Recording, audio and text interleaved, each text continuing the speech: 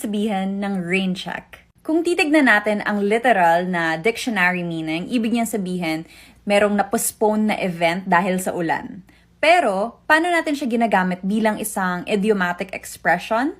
Pwede natin sabihin na we are taking a rain check kapag gusto natin mag-reschedule ng isang bagay or ng isang meeting, ng isang event. Halimbawa, meron akong kikitain after school, tapos sabihin ko, hey, sorry, I'm feeling tamad. What? Can we take a rain check? Can we take a rain check? Pwede ba natin i-reschedule na lang? Paano nyo gagamitin sa isang pangungusap? Comment below!